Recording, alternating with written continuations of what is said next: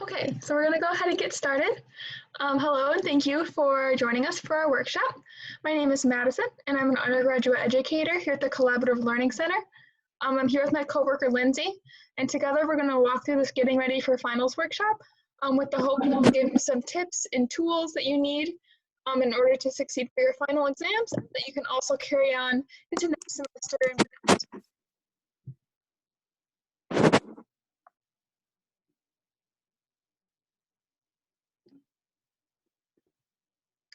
So this is the Academic Effectiveness Questionnaire, and it's something we like to use here at the CLC in order for you to assess your study strategies and your time management skills. So if you've never taken it before, go ahead and scan the QR code, and it'll on your phone or on your Snapchat app or any camera app, and it should pop up, and it should only take a few minutes.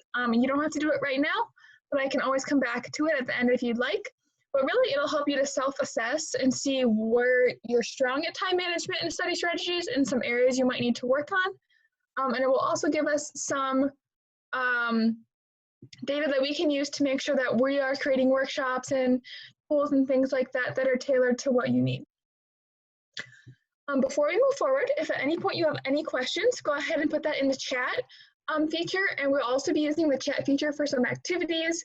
So when I ask you to think about something and put it in the chat, I just mean just to jot down a few questions or thoughts you have about each activity, and then I will take time periodically to look for any questions, as well as we'll discuss the activities.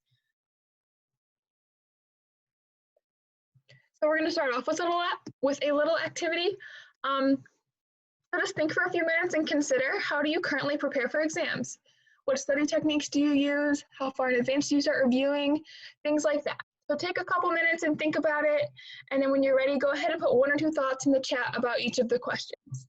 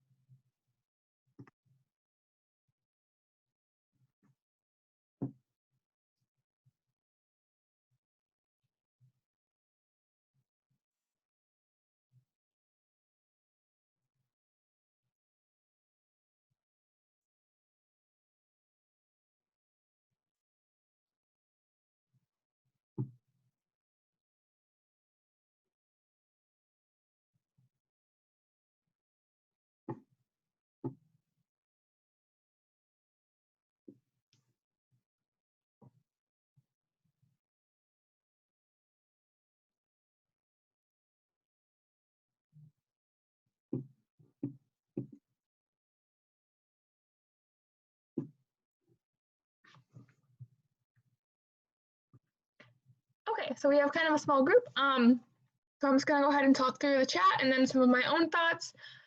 So someone said that they prepare using practice questions, and that's a really good way to study for exams.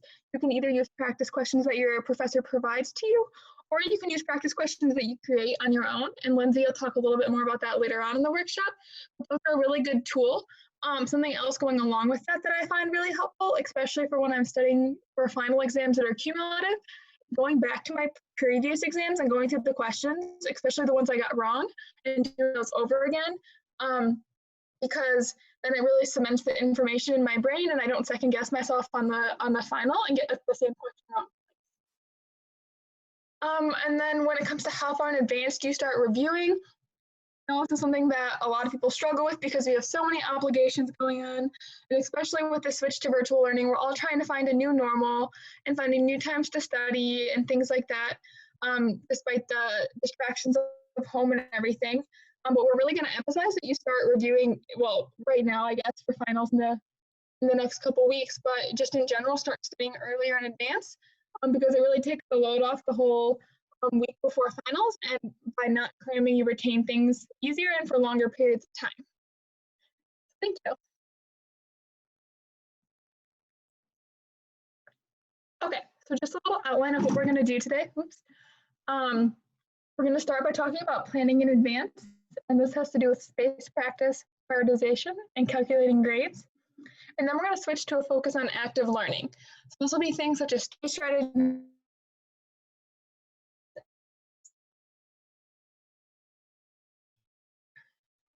Practice is something that we like to talk about in a lot of our workshops. And if you think that this could really benefit you or you want to learn more about it, you can check out our workshops on time management or high impact study strategies. Space practice is spacing out your study time in short increments over a longer period of time rather than cramming it all in right before an exam. So how you do this is you start planning early for your exams and you set aside a little bit of time every day. Because 5 hours spread out over 2 weeks is better than the same 5 hours all at once. When you're studying in these short increments, you review information from each class, and then after you review information from the most recent class, you go back and study important older information to keep it fresh. This could be as simple as getting to your class 5 minutes early, just zooming in and being ready early so that you can just look through your notes and see if there's any questions you had on the previous lecture or just refresh your mind. And then taking 10 or 15 minutes after that lecture just to stay at your desk or stay wherever you're studying and look through the notes and try to make connections and see how everything fits. Maybe it's where you do a little bit of your active studying and create questions or circle things you don't understand so you can email your professor about them. But it's all about doing short little chunks of time instead of cramming. And then if you need to give yourself more time to study, that can look like studying for an hour or two on the days that you don't have class, where you try to synthesize all the information and use some of our active study strategies. But the goal is hopefully if you do this a little bit every day, by the time the final exam rolls around, you really only have to brush up on the details. So final exams are, only our next week. So we understand that the end of the semester can be really hard because you have a lot of obligations and a lot of things to get done. A lot of times students have trouble with prioritization. So we're going to go over some things that you can use to help prioritize your exams, essays, projects, other things like that, and figure out how you can best split your time in order to do well on all of them. So the first thing to look at is how do you know which exams to focus on? So with this, the first thing you can look at is are your exams cumulative or non-cumulative? If your exam is non-cumulative, it's likely written in your syllabus as exam 4 or exam 5, and it's not really worth that much of your grade. It's just like any other exam. So these are a little bit easier to study for because you've already taken some exams like that, and you know the kinds of questions the professor likes to ask, and you're used to the same amount of content. So that might be something to consider if you usually do well on exams, and then you have another non-cumulative exam coming up. Just study the same way you've always been studying, and that will probably work well for you. Whereas cumulative exams are a little bit harder because they're trying to pull together information all the way from January to the end of April. It can be really difficult not only just to remember all the questions, but also the question types might look a little bit different. They might be a little bit more broad, or they might focus on topics that were more important, and you might need to leave out some details. But it's definitely important to recognize if you have a cumulative exam to start compiling the information now and start reviewing it and organizing it. And we ask your professor if you have any questions as to how you're going to be tested on the material. That is how are you doing in each class? So this is a personal fault of mine. I always like to study for the classes that I do well on. Oh, sorry. Can everyone hear me okay? Lindsay, can you hear me okay? You can just put it in the chat if you can. Yeah, I can hear you. Okay. The sound was funny for someone, so I just wanted to make sure it was like that coming through for everyone. Okay. So as I was saying, something that I struggle with a lot is I like to study for the classes that I like and that I'm doing really well in because I really like that material and I know I can do well in the exams. But sometimes that turns into overstudying for classes that I already know I'm going to get a 4 point in, and then I have classes that I really don't like and I have to cram for them, or I don't do as well as I thought because I don't like studying for math, or I don't like studying for classes that don't pertain to my major. So it's really important to recognize that if you're doing poorly in a class or not as well as you would like, it's going to take even more time to study for these finals to get the grades that you want. And then the third thing is how heavily is the final exam weighted? Classes where the entire grade for the whole course is based on a midterm exam and a final exam. So the final exam was worth 50% of my grade. I've also taken classes that have had 6 exams and the final exam was not cumulative. So my final percentage that my exam was weighted was really low.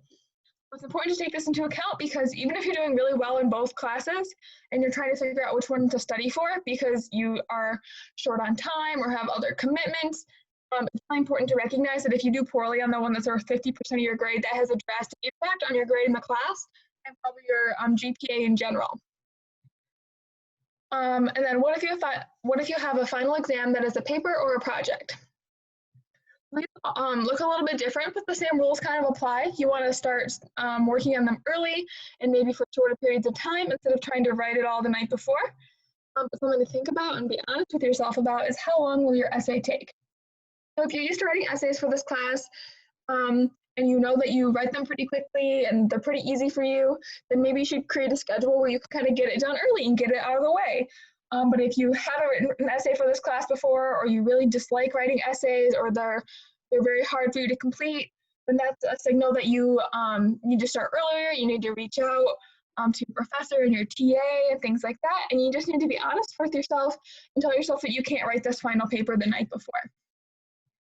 And then with papers or projects, it's also important to think about where you can go to get help.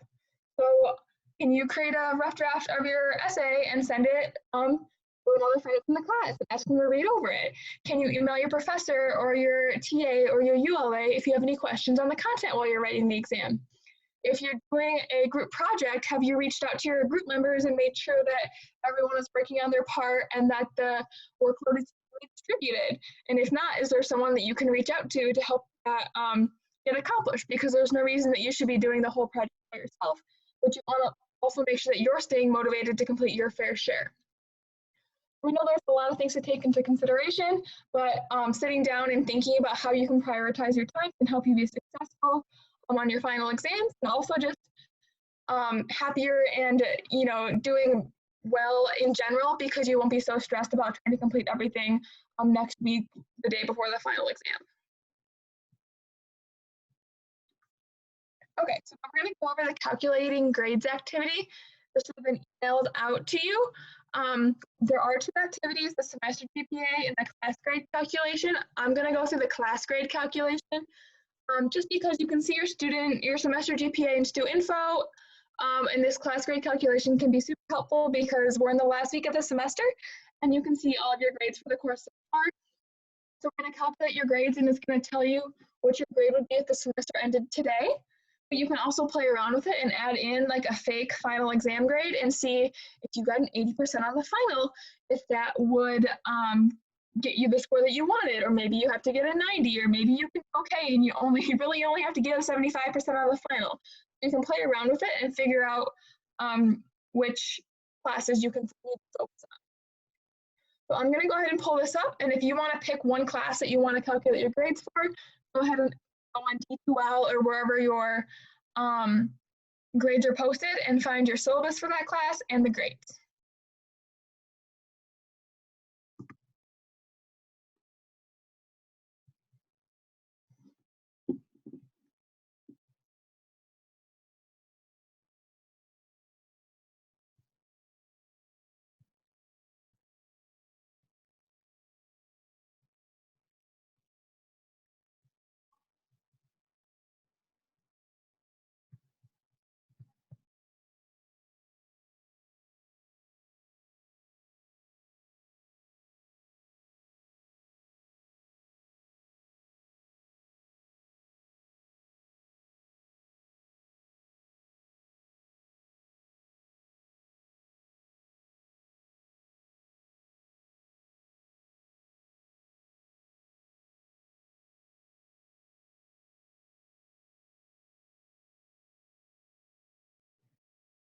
Okay, so what I'm going to do, because this is virtual and it's a little bit awkward, is I'm going to walk through step by step how to calculate the course grades. I'm going to go, column 1 to column 6. But these instructions are posted, so if you need to go back and reread them later, or you want to do it again for another class, you can go ahead and do that. And then I will go slowly, but if you find that you're falling behind, just try to get at least one of these columns done. And then we'll take some time at the end and let everyone catch up. And if anyone has any questions, we can go through that. So what I recommend you doing is if you had time to print it, go ahead and pull out this sheet. If not, you can just go ahead and make a table with 6 columns, and write these assignment headers in all of them. So the first one is your assignments all the way down to the math at the end. And then I'm going to walk through this example problem about Will, and we're going to go from there.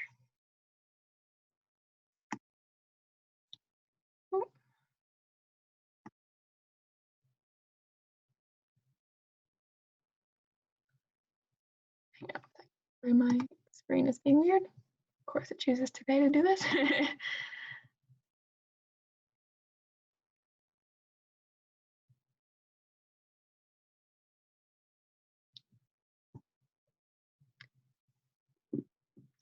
Okay, sorry. So what you're going to do is you're going to go ahead and look at your syllabus, and you're going to go and look at all of the different assignment categories that you have. So Will has web work, quizzes, exam 1, 2, and 3, and final exam. So go ahead and go through that. You can add in participation, essays, anything your classes might have. So we'll take a minute for you to do that.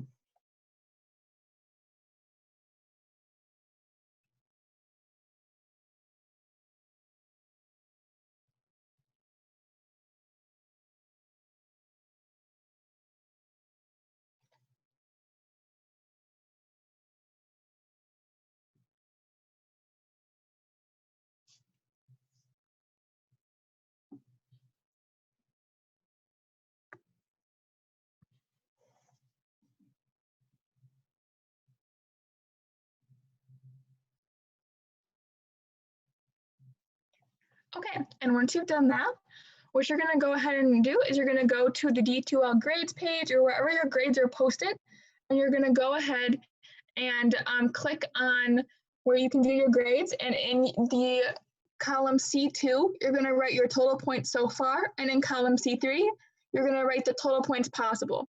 So for web work, for example, if you have 5 web work assignments, what you're going to do is you're going to add up the score that you got. So if you got an 8 out of 10, you're going to add the 8 up for all of the 5 assignments and put that in column C2. And then you're going to add up the total points possible so far. So that 10, if you got an 8 out of 10 for all of them, and put that in column C3.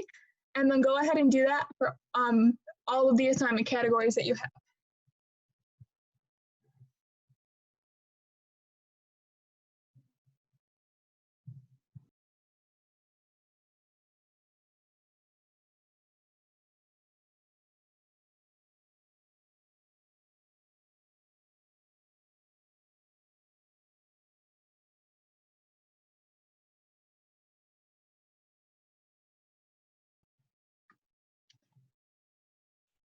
Okay, so once you've done that, you're going to go ahead and calculate your total percentage so far. So this is just done by dividing C2 by C3 and then multiplying by 100. So 75 divided by 100 times 100, and so on and so forth.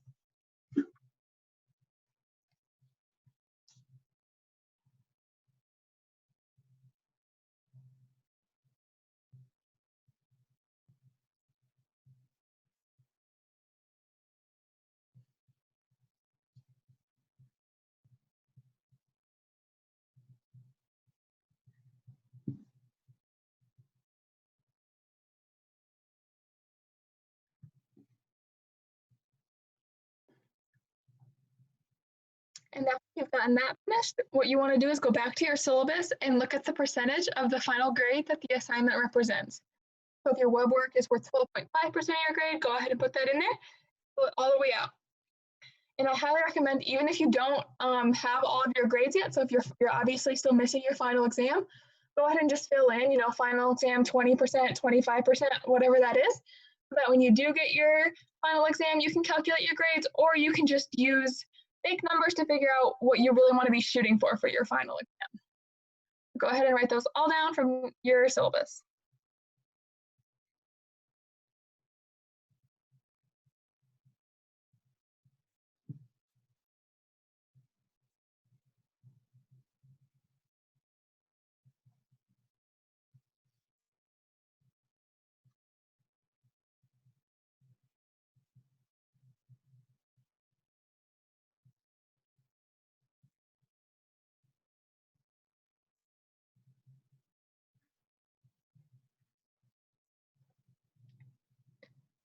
The next thing you're going to do is you're going to multiply C4 by C5. This is going to help us with our calculation to figure out your final grade in the course. So in this case, you would multiply 75 times 12.5, 100 by 12.5, and 80 by 20.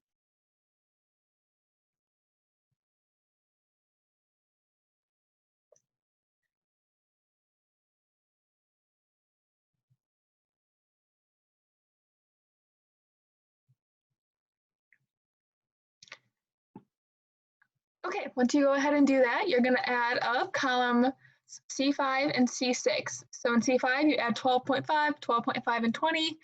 And then you add up C6 the same way as well, and go ahead and put those at the bottom in the total column.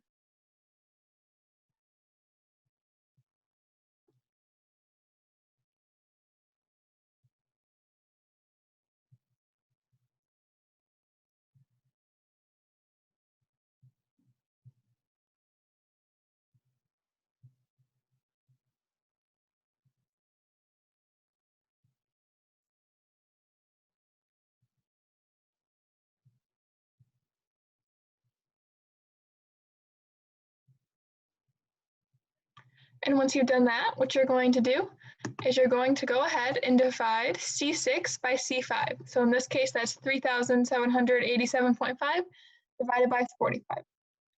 So if Will's class ended right then, you would end up with an 84.2% in the class. And so yours would be an even better estimate because you have a lot more of the class completed.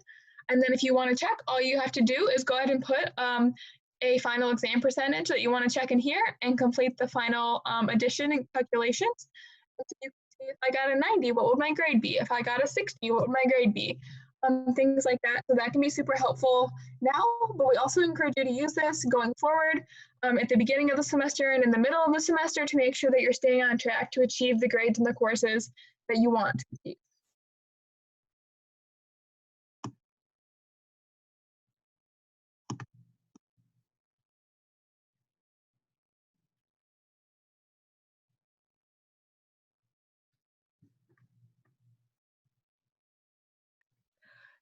So the next thing we're going to talk about is Bloom's taxonomy.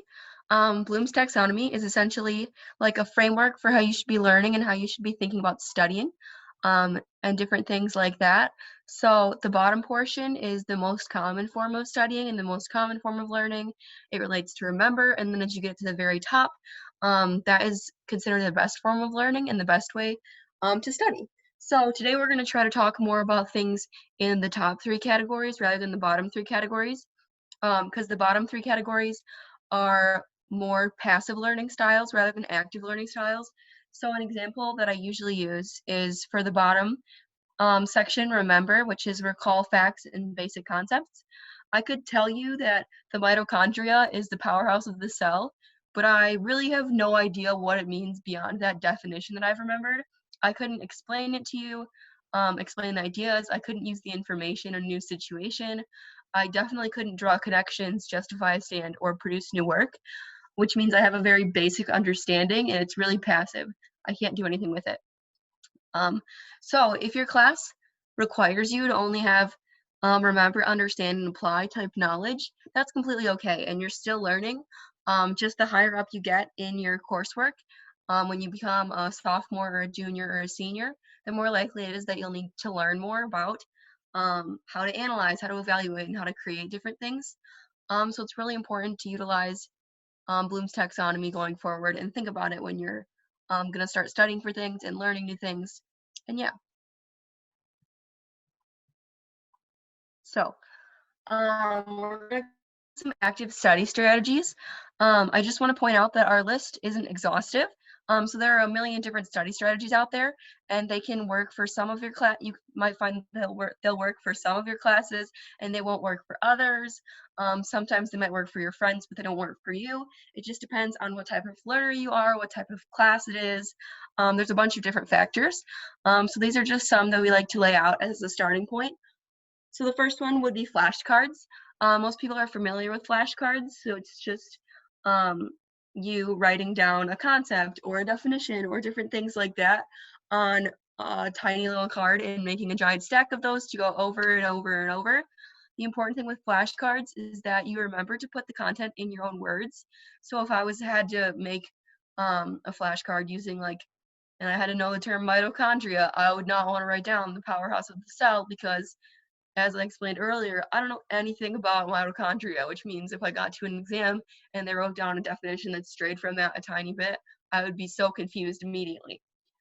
And then Quizlet is also a good option. The difference between these two, it just depends on what type of learner you are.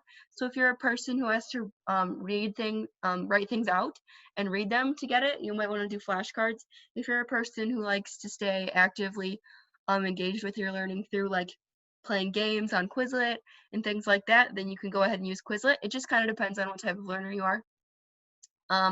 Okay, so then the next one will be memory cards. So memory cards are kind of like flashcards 2.0. So how I like to explain them is there's the small graphic on the right. It looks kind of crazy, but it helps explain memory cards. So for memory cards, say you have a big stack of flashcards for one of your classes, and you're going to put that stack all in the one pile, which is the top left pile. So that pile you review every single day. If you get something right, you'll move it to the 2 pile. And if you get it wrong, it stays in the 1 pile. And the 1 pile you review every day, and the 2 pile you'll review every other day. And then if you get something right in the 2 pile, you'll put it to the 3 pile, which you'll review every single week. If you get it wrong, you'll move it back to the 1 pile. So this is essentially just saving you time and giving you something that you can practice every single day. Because a lot of times with flashcards, students will get really good at 10 of the flashcards out of 40 or something, and they'll become super confident, and then they'll stop studying, or it'll motivate them to just do something else instead of studying. So this saves time, and it also gives you something that you can do every single day. So that's a good thing to start doing. I know now that we're coming down with finals, every week might not be possible because finals are next week, but even if you start using memory cards every day, you could even make it by a certain number of hours. So pile 1 every 12 hours, pile 2 every 24 hours, pile 3 every 48 hours. Yeah, it's just essentially making sure you're going over the ones that you know the least, the most. And then the third study strategy would be textbook reviews. These are important because you get the same content that you have in class, just from a different perspective. So your professor is presenting to you the content from their background, their education, how it was explained to them, and the textbook has the author explaining it from their education, their background, and how it was explained to them. So the textbook way it's explained might click more than how your professor explained it to you, or it might be the exact opposite, but it's always helpful to get the content just in a different format. And then the fourth one would be concept maps. So concept maps are essentially giant thought bubbles and visual ways of thinking about content. You may remember making something called a spider web or a mind map in elementary school, where you had the main idea in the middle, and then you branched off and made a couple subpoints, and then off of those subpoints you made more subpoints. So you had 25 sub-subpoints, 5 subpoints, and 1 main point. This can just help you put out all of the content in a visual way, especially if you're a visual learner. This can be helpful. A way that this can be utilized even if you're not a visual learner is right when you're starting to study, or you're going to sit down for a longer amount of time. Make sure you have all the course material put away and try to create a concept map with everything you can remember learning in the course.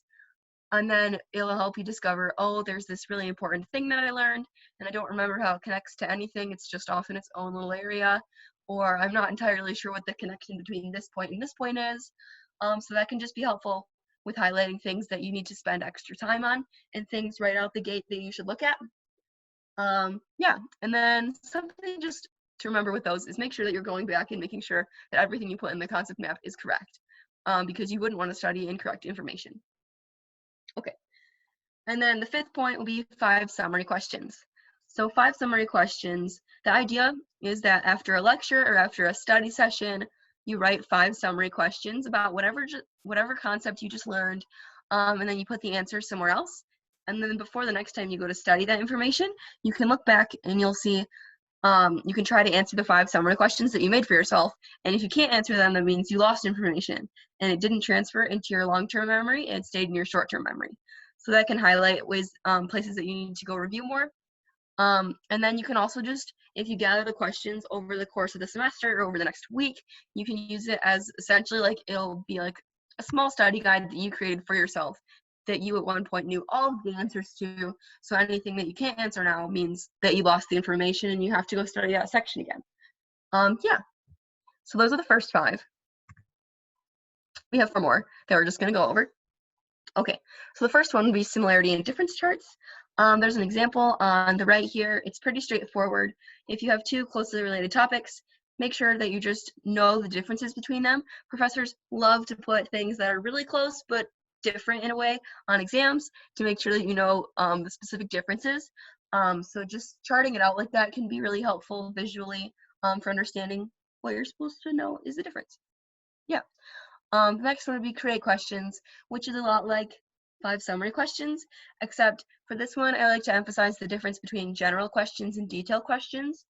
So the general questions could be creating questions and then trying to answer them to a family member or a friend, and you call them on the phone and you try to explain the concept to them through your question. And this can highlight if they have questions about it, if you're not explaining something well, or if you can't put it in easy to understand terms that you yourself might need to go learn more about it. Or if it's like a detailed question that you're creating, you could even create a detailed question and trade it with a classmate and see how they answer your question and how you answer their question. And you could learn something from them, or a point that you learned, a point that you forgot, different things like that. So creating questions can be super helpful. It's also super high up. It's the very top of Bloom's taxonomy. So creating questions is awesome. And then the next point would be forming study groups. So forming study groups will look a little bit different with an online class. Well, now that everything's online. So you could create study groups via all trying to Zoom at the same time, or all going in a group FaceTime at the same time, and just holding each other accountable to, 1, study during that time, and also 2, being able to bounce ideas off of each other and explain things out to each other that you don't fully understand, or talking out a project proposal that you're going to do, or talking out a research paper that you're going to write. So study groups can be super helpful. And then last would be teaching information. This could just be you calling someone that you know who isn't in the class and trying to explain the information generally, which relates to what we talked about with create questions. Or again, it could be calling a classmate and trying to explain a super intense detail. And when you're explaining it, if they have questions or if there's something they're not fully comprehending, that can just highlight areas that you need to go back to and review, or things that you didn't explain that were important that you forgot. Yeah. Okay. So the next thing we do, I know it's a small group, but we're just going to talk about which active learning strategy will you try to use, and are there any other active learning strategies that you currently use that are really helpful for you? So just try to answer these 2 questions, and please put the answer in the chat when you have the answer. Yeah. If you have any questions also thus far, feel free to also put that in the chat.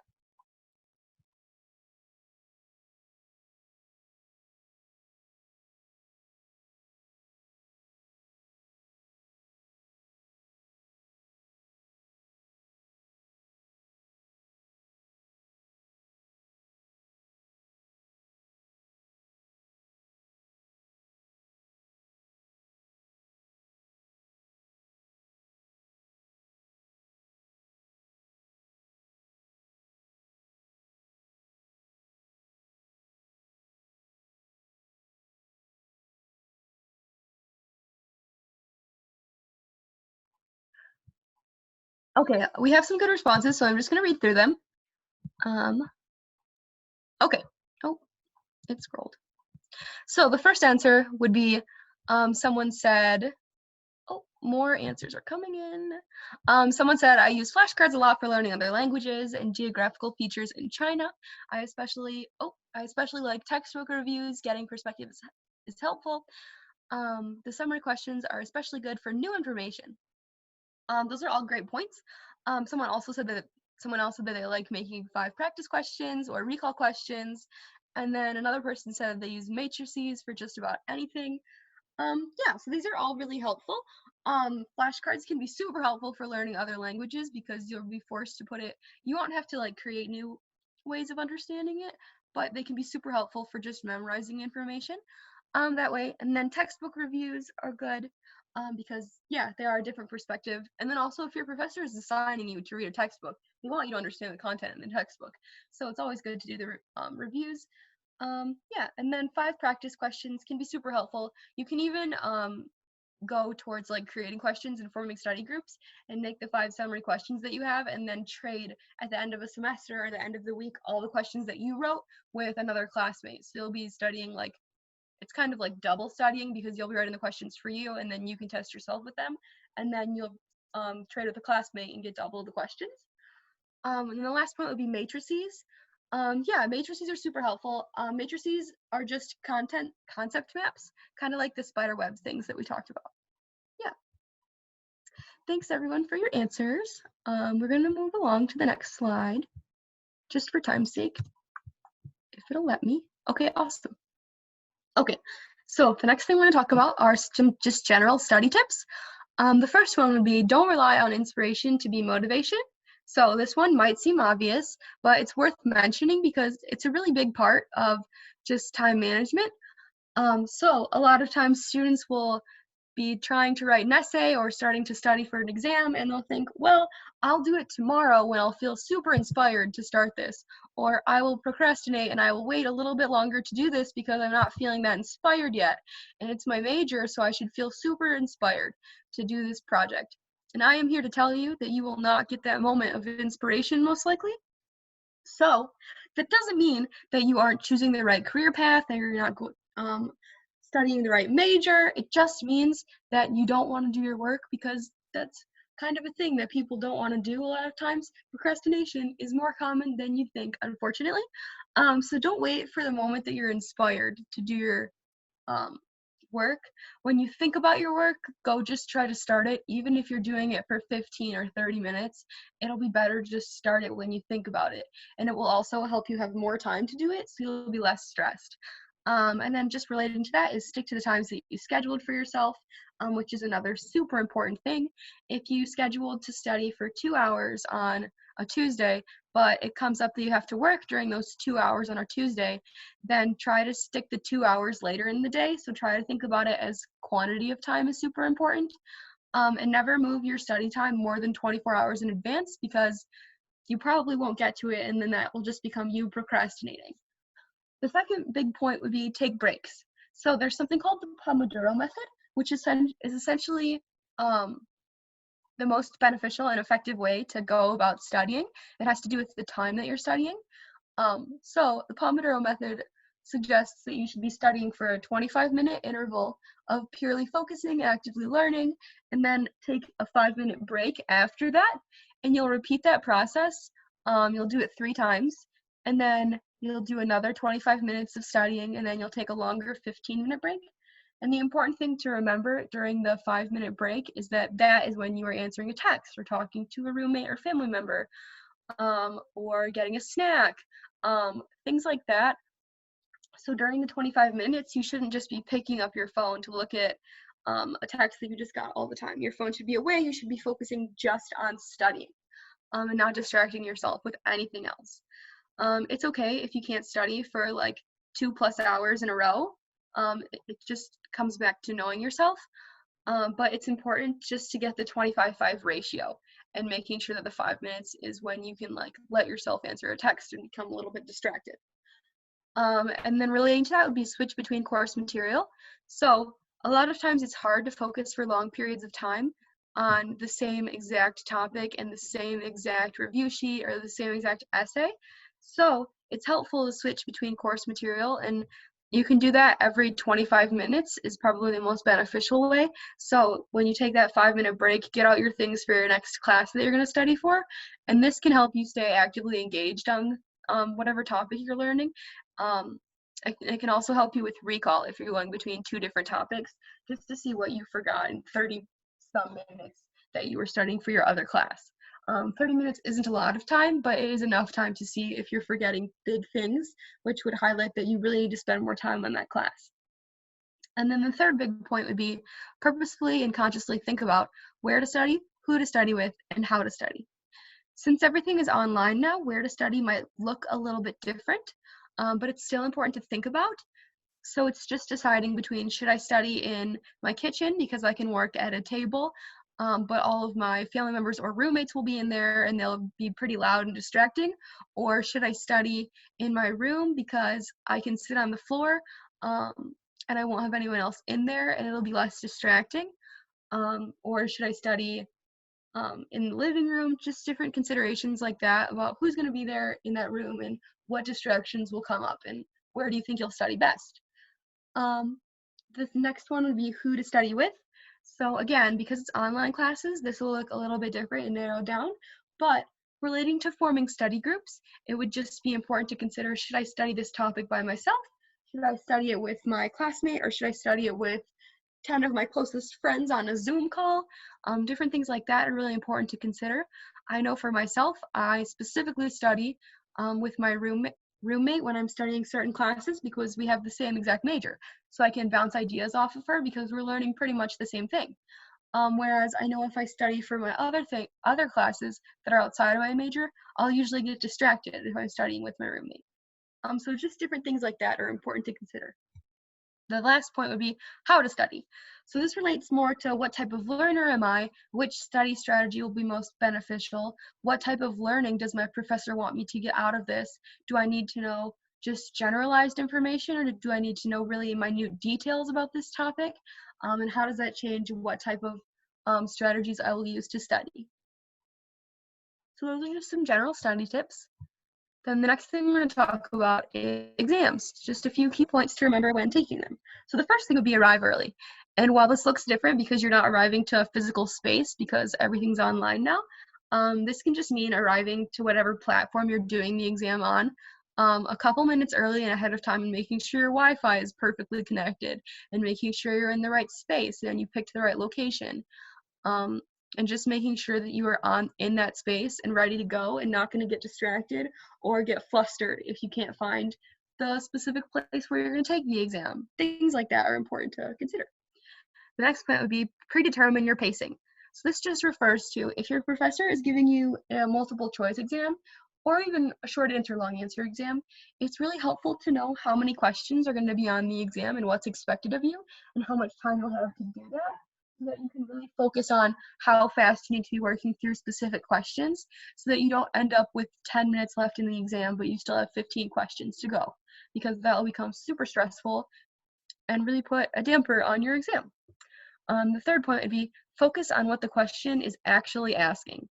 So it's really important to think about what the question is actually asking, because a lot of times people will just skim over it really fast, and they'll miss something like a keyword. Like it'll say something like, which of the following does not describe blank, or whatever, and you'll read it and not forget that the not is there and then get the answer completely wrong.